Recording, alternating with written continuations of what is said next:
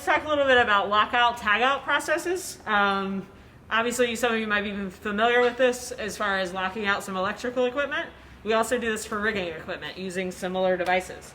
There's different reasons that we might want to lock things out. It could be that there is something wrong with a line set and we think that it needs to be inspected by a qualified person before it should be operated again. It could be that there's an obstruction, so maybe there's a piece of scenery that we know we don't want anyone to just come in and accidentally fly that piece of scenery in. It could be that it's an out of weight set and we don't think that it's safe to be moved because it's not weighted properly yet. So there's multiple reasons we would use lockout tags.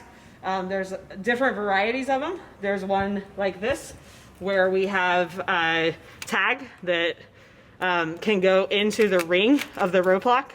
And what that does is keep us from, and we can put a lock onto it here, what that does is keep us from being able to remove the ring, which would then not allow anybody to open the lock.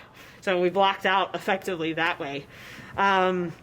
There's other methods. There's a lock that can be used. Some rope locks have a spot here to put a lock in. This isn't the exact lock for here, so I'm not going to put it in, but there are locks that are made to go into the rope lock, and then again it does the same thing, effectively not allowing the rope lock handle to be moved down.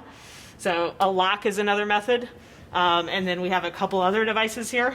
The most simple device would be just a tag, and you can make these yourself. You don't even have to have special ones, but you do want them to be bold and clear on what it is.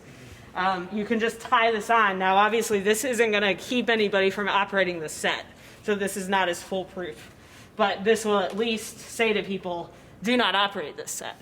Now the reasons we might do this, we talked about. The other thing we want to do is, if we can, we want to include information about who locked it out, the name of the person or the department, the date that it was locked out, and the reason why. It can just be a brief description.